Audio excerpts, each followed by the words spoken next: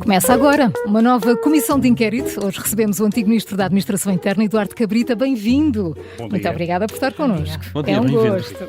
Recordo as regras. Temos 5 perguntas para lhe fazer. Por cada resposta certa recebe 5 pontos. Com a nossa ajuda, 2 pontinhos. E se errar, não recebe nada. É o que é. Ontem João Vale Azevedo fez 17 pontos e só aqui por curiosidade, quem teve mais pontos até hoje foi o Vice-Presidente da Assembleia da República, o Rodrigo Saraiva, fez 22 pontos. Fantástico. Portanto, a fasquia está lá em cima. Magnífico. Vamos a isto? Está preparado? Vamos ao cinema? Já se vê. Nem nós. Vamos ao cinema? Vamos a isso. Vamos. Em 1992 estreou um grande filme, Uma Questão de Honra. Tinha Tom Cruise no papel de um jovem advogado que tenta descobrir a verdade sobre a morte de um soldado numa base militar. Quem era o ator que fazia o papel de coronel nessa base? Ui. Viu o filme? Não, Uma Questão de Honra. Eram tempos em que eu andava no Oriente e havia pouco cinema por lá. Ah, 92, tontaria minha. Andava pela China. Andava pela China. Mas isso também deve ter passado lá. Não, acho que nesse tempo Não? ainda não. Havia pouco cinema em Macau na altura. Não era fácil na altura. A China ainda era muito a China antiga, não era? Era Não havia, muito, era a claro, China, claro. era a abertura de Deng Xiaoping, a abertura económica ao mundo, os tempos e com expectativa, mas Ainda talvez sem muita prática, mais claro. expectativa do mundo do que aquela que existe hoje, não é? Mas Eduardo Cabrita, Então, se calhar este é melhor filme- ir às ajudas, não é? Não, e este filme voltou a passar, tem passado muitas vezes agora nos canais, nas repetições. Quer uma ajuda? Pois, mas acho que estou mesmo por fora, não é? Mas pode ser que... Então, com a ajuda, sempre tem Pode ser que alguma a ajuda hipótese. sempre tem assim um lamiré. Robert De Niro, Sean Connery ou Jack Nicholson? Imagino qual destes a fazer o papel de coronel. Sei lá, Sean Connery? Não, errou. Não, Está a ver? É mesmo Jack isso. Nicholson. Pronto. Jack Nicholson. O filme mostra os militares norte-americanos como um corpo muito fechado, com códigos e regras próprias. São assim também as forças de segurança portuguesas? Não, as forças de segurança e as forças militares têm tradições de códigos de honra, mas são também forças que devem servir a democracia e, nesse sentido, estar ao serviço daquilo que é fundamental. A defesa do país, no caso das Forças Armadas, a defesa dos direitos, liberdades e garantias. Isso contribui para que Portugal seja considerado um dos países mais seguros do mundo. Lembro-me dessas suas palavras. A Ministra da Administração Interna chegou ontem a acordo com alguns sindicatos de polícias. Esta é uma vitória para este governo? Bom, acho que é um caminho o Governo pagou o custo das expectativas que criou no período pré-eleitoral, dando, diria que gás, diria que a todos os protestos. Não há 100 ideias maoístas, mas a todos os protestos que por aí surgiram, e isso tem custos neste momento, e por isso começa a falar que afinal os cêntimos não são elásticos, não é, para tudo.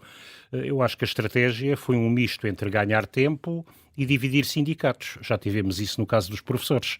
Uns sindicatos acordaram, outros não acordaram. Obviamente isso esmorece aquilo que é a dimensão de contestação social. Agora acho que é fundamental, nesta área das forças de segurança, isto não se aplica à outra de que falei, que haja uma legitimação do diálogo social com sindicatos.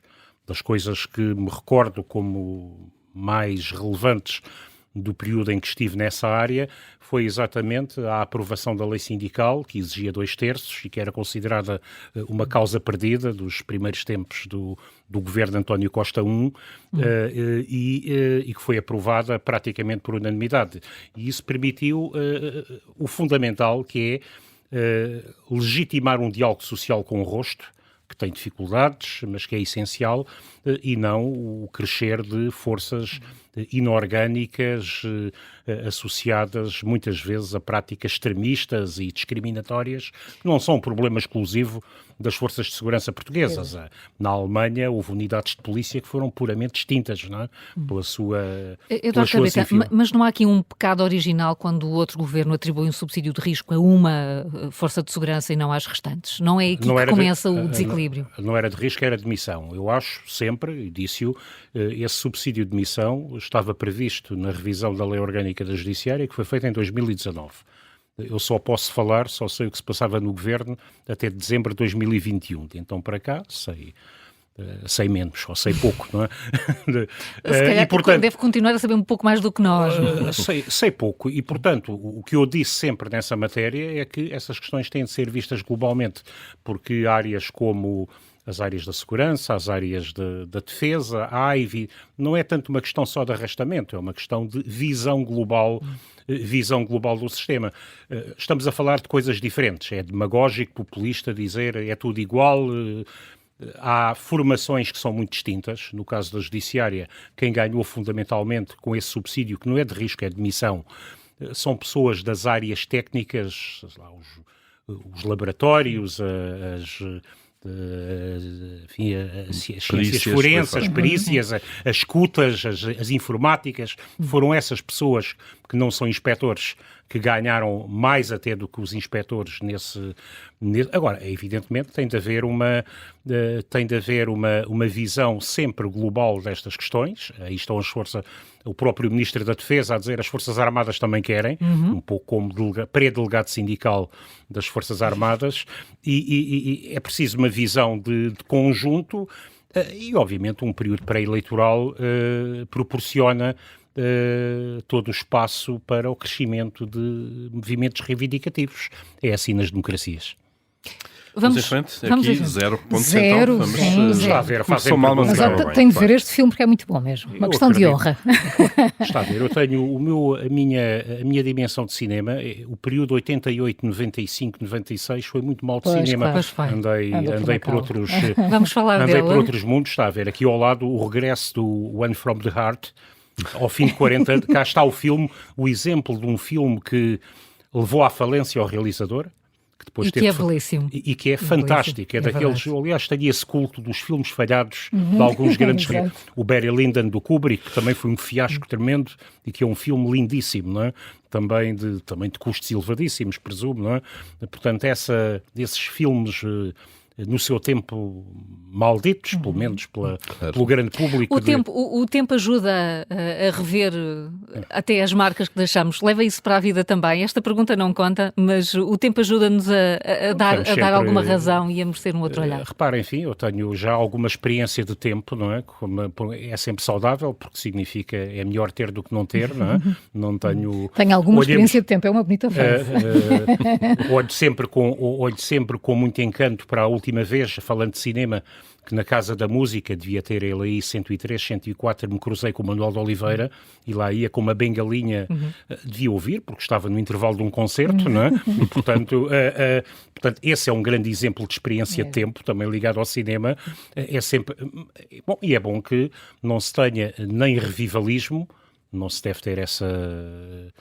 Aí é que era, não, isso é totalmente errado, não é? Mas que essa experiência, essas marcas do tempo, as boas e as más, nos ajudem a olhar melhor para os próximos tempos. Então vamos falar aí desse passado que está a falar de Macau, onde trabalhou, onde viveu. Quando é que o território foi entregue à administração chinesa? Na noite de 19 para 20 de dezembro de 1999. Essa foi uma marca que marcou muito da minha vida. Porque eu aí tive uma... Não estava lá nessa altura já? Mas fui lá com o Presidente Sampaio. Fui um dos convidados.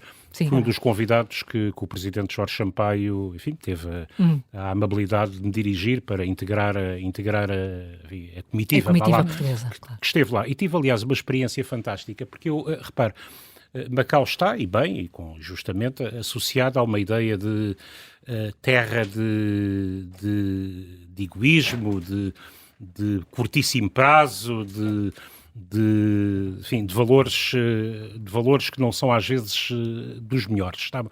Eu em Macau tive uma experiência única e irrepetível de trabalhar altruisticamente para o futuro. Isto é, que foi a formação por um lado, a preparação que as leis funcionassem em chinês, e por isso cheguei a estar em Pequim a estudar chinês durante uns meses e obrigava os juristas que trabalhavam comigo a aprender um bocadinho, pelo menos para trabalhar com juristas chineses fantásticos. Sim. Fantásticos. E formar os meus tradutores juristas, eu dava aulas na Faculdade de Direito lá também, isso era compatível naquela pequena comunidade.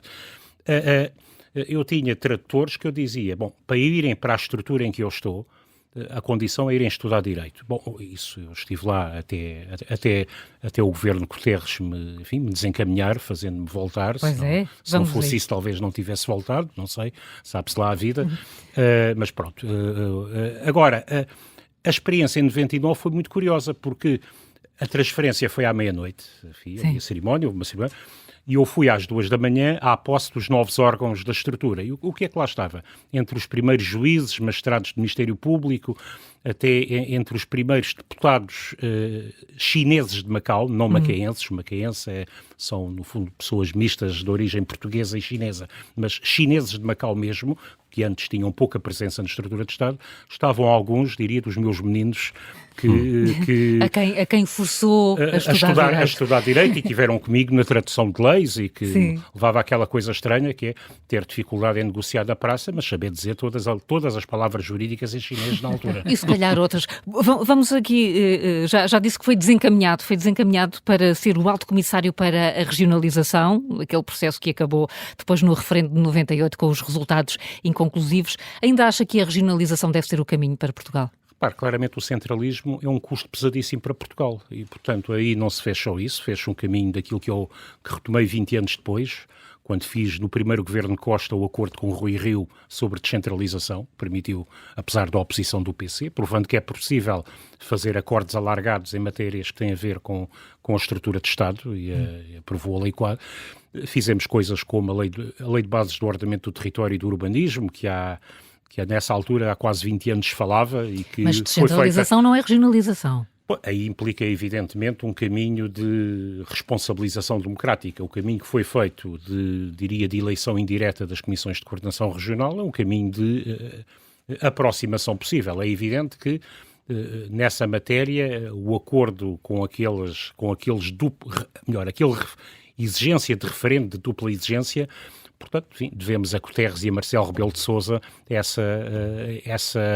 esse entrave até à própria capacidade de decisão da Assembleia da República. Acha que estávamos melhor com uma regionalização a sério com a eleição de órgãos regionais? Vamos lá ver aqui o seguinte. Os países, não é a descentralização de decisão e a regionalização é uma forma superior de descentralização, garante uma maior eficácia e uma maior proximidade à decisão. Não vale a pena nós estarmos a lamentar que o Norte, o Algarve, no fundo são grandes autarquias. O caminho que foi feito, entretanto, com as comunidades intermunicipais, que criei em 2008, que foi uma via criativa de juntar para que os municípios tivessem escala de decisão e que hoje faz com que tenham responsabilidades, por exemplo, na área dos transportes, para que na beira interior não haja só transporte para Lisboa ou para o Porto, que se possa ir ao hospital, a Castelo Branco ou à Guarda, e isso só quem lá está é que tem sensibilidade para essa organização de redes, e isto vale para aqui, vale para a estrutura da rede da educação, para a estrutura da rede de saúde, há essa decisão de proximidade a uma escala adequada. O problema sempre é qual é a melhor escala para tomar determinado tipo de decisões. E a resposta, num sítio será a União Europeia, isto é, Portugal não chega, há decisões para as quais Portugal é pequeno, e outras a junta de freguesia, claro. a Câmara é grande demais e tem sentido que seja a junta de freguesia. Vamos descentralizar. Vamos por aí. Pontos. Aqui já tem 5 pontos. 5 pontinhos. Para Macau. Para si, para Macau, não para si. E agora mais uma questão. Bem bom, isso é mandarim. Como é que disse? Hanrao. Isso é bem bom. Hanrao. Mas isso é mandarim, não é cantonês. Muito bem, mas antes de ter estado em Macau, nasceu no Barreiro, onde aliás teve responsabilidades autárquicas também já. O Barreiro é hoje uma cidade, mas esse estatuto foi adquirido não há muitas décadas. Sabe em que ano é que o Barreiro foi elevado de vila à cidade? Olha, isso a publicação saiu no dia 28 de junho de... a publicação em Diário da República, sim. 28 de junho, agora deixa-me lá ver quando, É isso, não tenho a certeza. Então sabe o dia? Sei porque é hoje o dia da cidade. Sabe o dia, claro, pois. é mais fácil, o dia da cidade. É feriado. Agora o ano que é feriado municipal. Mas eu dou-lhe aqui uma dica que não pode entrar, não entra nas ajudas, que o Presidente da Câmara era Helder Nobre Madeira. Mas o meu amigo Helder Nobre Esteve Madeira muito tempo, foi Presidente da Câmara desde 1975 Decorria- até, julgo que 1988, não sei. Decorria um Não, campeonato europeu de futebol. O Campeonato Europeu de Futebol, isso, não sei, 90? Espera Não lá. sei, 80, 90 ou 90, Foi antes... 86. Anda lá perto. Isso era um mundial. Pois, então, não sei. Acho Então que sabe pelo meio 88. Lisboa era a capital da cultura, se não me engano. Isso é Não. 2004. Capital da Cultura foi em Está-se a 2004. afastar. Está a ficar Desculpe, frio, cada vez mais estou-lhe a dar frio. dicas erradas. Capital Europeia da Esqueça. Cultura foi... Sim, Não, não foi. Não foi. Era Que grande um ajuda. campeonato europeu de futebol em França. Isso foi 2000, não é? 80. 80. Estava em 80. Estava bem na 80, década de 80. 82 foi aquele não sei. Só lhe falta um. Já disse 82, Então vá, 86, 88. Isso foi aquele do Chalana, cá está um grande barreirense. Foi Um esse grande do Chalana. barreirense que foi que estava no ano à frente do meu, era Foi a esse minha ano? escola primária. Sabe tudo e não sabe o o ano. ano. Porquê, filho? Porque o ano é irrelevante, para nós já era uma Então cidade. damos-lhe 3 dicas, não é? Vá. 3 dicas e... Mas já e disse são- são 82, 86, 88. Só Veja lá pode ser 84, não é? Esta foi a Ferres. Está a ver, a minha ligar. Nós queríamos mesmo que acertasse esta. Não, Pronto. até porque Mas eu sei o acertou dia, a data, acertou o dia, portanto, acertou o sim, dia, o 28. E dia- recordo-me bem do Chalana que, enfim, que Pois foi. andava. Foi um grande sucesso. Esteve na minha escola primária, era do ano à frente, era fantástico. sério? Era fantástico porque havia os miúdos, enfim, entre 6 e 9 anos, a diferença de idade é muita. E nós íamos, eu estudei dentro da fábrica, numa coisa que era o externato CUF. Os meus pais eram trabalhadores da CUF Trabalhadores da CUF. e havia Como tanta gente externato. no Barreiro. Havia uma escola que era dentro da fábrica até à então 4ª classe. Para filhos de trabalhadores, de quadros da empresa, e a mãe do Chalana trabalhava no refeitório da escola, e por isso ele pôde frequentar essa escola. Agora era espantoso que nós íamos aos intervalos ver lá num pequeno campo, agora na altura achávamos enorme, mas uns anos depois fui lá E é como mínimo. É mínimo, como isso é normal, temos todas essas coisas. E a ver, com o Chalana, a 2ª classe ganhava a 4ª classe, que ele fintava todos Já e se marcava notava golos. o talento. Aquilo era uma coisa... Muito bem. Temos que acelerar. O nosso tempo vai estamos. chegando ao fim. Mas estamos a falar de Barreira, uma Câmara agora socialista, liderada há muitos anos pelo PS. Estamos quase a um ano do lançamento das autárquicas. Acha que o PS deve fazer acordos à esquerda, uma frente esquerda, se quiser, nos principais municípios? No Barreiro não precisará, portanto acho No que... Barreiro não, mas E em no Lisboa? Barreiro Não não precisa precisa dar. Ao Porto. Repara, essa não é o princípio, essa não é a tradição entre nós. Eu acho que Lisboa tem uma tradição muito específica, que vem do presidente Jorge Sampaio. Portanto, eu acho que em Lisboa a questão deve ser considerada, até porque o nosso sistema eleitoral autárquico dá a quem tem mais um voto ganha, não é? Parece o sistema parlamentar inglês, nessa medida, não é? Com a agravante ainda que a Câmara responde limitadamente, portanto, à Assembleia Municipal. Eu preferia, foi das coisas, consegui fazer coisas que melhoraram a qualidade da democracia, que toda a gente era contra, que estava no programa do governo, mas não significa que não tivesse imensas reservas, como sou responsável pela lei da limitação de mandatos, não é? Que, enfim, 12 anos acho que é um limite. 3 mandatos Os 3 autárquicos. mandatos acho que é um bom limite. Agora nunca consegui fazer, enfim, eu preferia que a Câmara Municipal emanasse da Assembleia Municipal, houvesse uma maior... Repare, o Presidente Carlos Moedas tem, se não estou em erro, 7 vereadores em 17, não é? Portanto, eu diria Tem que... tido muitas dificuldades em tomar decisões. Não, significa que ele não tem maioria, mas só que no nosso sistema autárquico isso não o inibe de fazer às vezes aquilo para o qual não tem legitimidade política. E, portanto, Como por exemplo? Porque há muita capacidade de decisão, a capacidade de decisão de um Presidente de Câmara executiva é muito no quadro da sua Câmara, digo e por experiência própria, é muito superior à de um Ministro.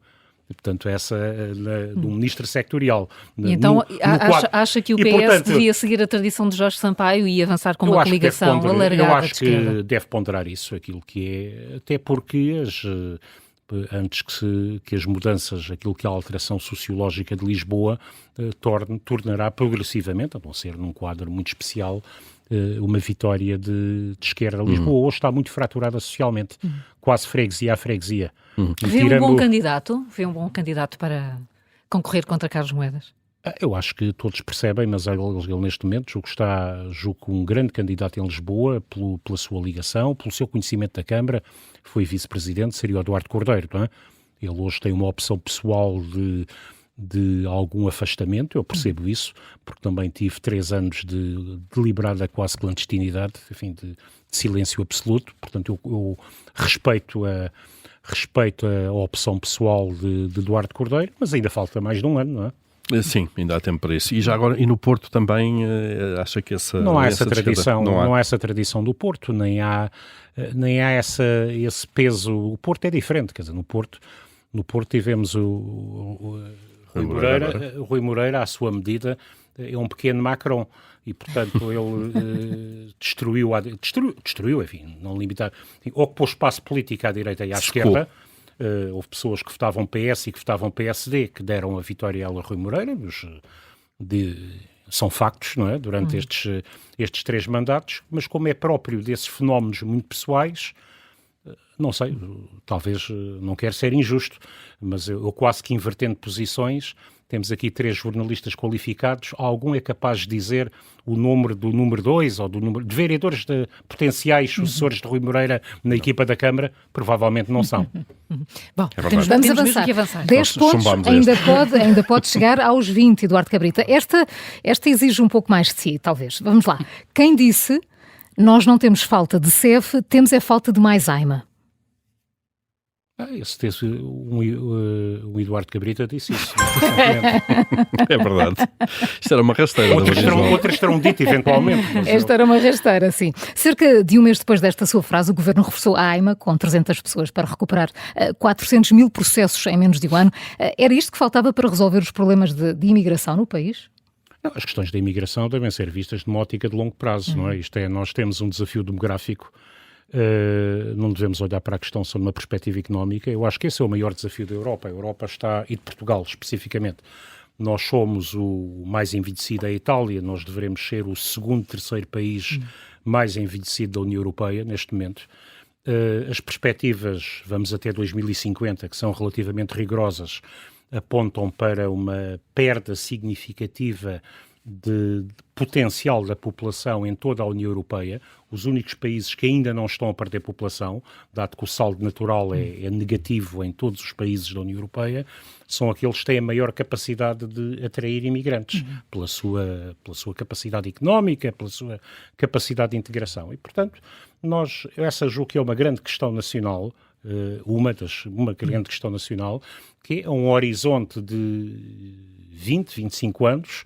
Que tipo de desafio demográfico é que queremos ter e que tipo de estratégia de imigrantes, e aí as respostas são múltiplas, não há um contraponto. Mas aí, é um pouco surreal. O problema mais até do que esse, ou antes desse, é o tempo de legalização que estas pessoas estão a demorar para ter. E há muita gente a dizer que a AIMA veio atrapalhar ainda mais o não, a AIMA não veio atrapalhar mais. Acho que um processo que devia ser o mais rápido e devia assentar num reforço da AIMA, isto é, repare, a separação entre parte policial e parte administrativa, que era isso que estava no programa de governo de 2019, exigia, obviamente, que a parte policial funcione bem, não é?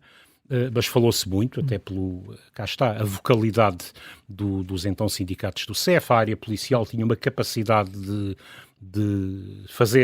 fazer ouvir as suas preocupações bem superior. Falou-se pouco da parte administrativa, que são pessoas sem nenhum estatuto especial, são administrativos. São pessoal, normais, trabalhadores da administração pública. Ora bem, isto coincidiu com o pós-pandemia, com o final da pandemia e com um crescimento exponencial da economia e também da chegada de trabalhadores. E, portanto... Era preciso mais tempo, então?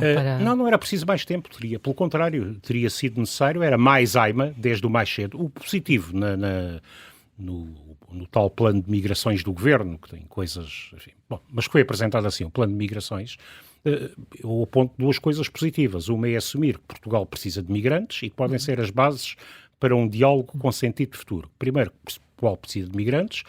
Em segundo lugar, que não há nenhuma correlação, isso prova-se até estatisticamente, entre imigração e aumento da criminalidade. Não, a imigração onde nós temos o triplo dos portugueses que tínhamos, o triplo dos estrangeiros que tínhamos em 2014 e temos menos crime do que tínhamos em 2014. Para falar do último ano da inteira responsabilidade de Passos Coelho. E, portanto, na altura tínhamos 350 mil estrangeiros, no final de 23 tínhamos 1.050.000 estrangeiros. Isso resulta do sucesso da nossa economia, de termos passado, depois de uns anos difíceis, da criação de emprego. Claro. Isto é, portanto, Eduardo Cabrita continua a dizer essa frase, continua a fazer essa afirmação. E o Governo está a fazê-lo. O Governo está a fazê-lo na medida em que também, apesar de haver uns, sobretudo no CDS na extrema-direita, decisivamente, não é? Mas há algumas tentações de voltar atrás, então, o Governo percebeu que nessa matéria não estaremos provavelmente de acordo em tudo, mas para a frente é que eu caminho. Muito bem, 15 pontos. Vamos à última pergunta. Agora, não sei como é que vamos fazer isto em menos, num minuto, mas vamos à música de intervenção. Pode ser. Traz outro amigo também, é o nome de um álbum e de uma música incontornável de José Afonso. Sabe a letra? Começa assim, amigo maior que o pensamento, e a seguir. Eu não me atrevo a cantar, mas se quiser cantar, talvez ajude. Amigo maior que o pensamento.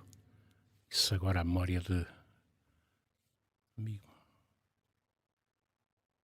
Se me perguntasse as cantigas do Maio, a grande Iam lá. Agora, por essa estrada, amigo, vem, não percas tempo. Traz outro amigo também. Que o vento é meu amigo também. Foi assim. Foi um 2. Houve aqui uma ajuda. Amigos, António Costa é o seu maior amigo na política. É possível fazer amigos na política? Repara, eu sou amigo de António Costa, diria antes da política, ou melhor, começam na Faculdade de Direito. Mas conhecemos na Faculdade de Direito, ele é do ano de curso a seguir ao meu, não é? Portanto, conhecemos e temos uma relação muito próxima, que teve momentos mais próximos, outros menos próximos, como é próprio de 4 décadas de vida, mas... Em que fase é questão dessa amizade? Eu diria, já tivemos momentos mais próximos por razões várias, em que tínhamos de falar todos os dias, agora não temos. Diria que já almocei com ele depois de ele sair do governo. Mas custou-lhe sair do governo da forma em que saiu e a relação com o primeiro-ministro ficou mais frágil?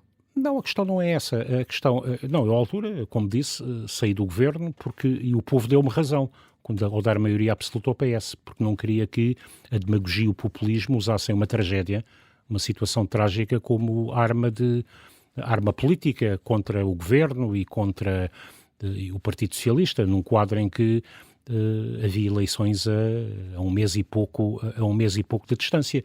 Acha que os eleitores pensaram nisso quando deram a maioria absoluta a António Costa? Não, acho que os eleitores não pensaram nisso, mas isso tirou instrumentos não foi por isso que os eleitores deram a maioria absoluta a António Costa. Obviamente não tenho esse umbiguismo exacerbado dessa maneira, mas obviamente isso retirou um tema demagógico e populista que, de outra maneira, não tenho dúvida nenhuma, existiria tremendamente na campanha.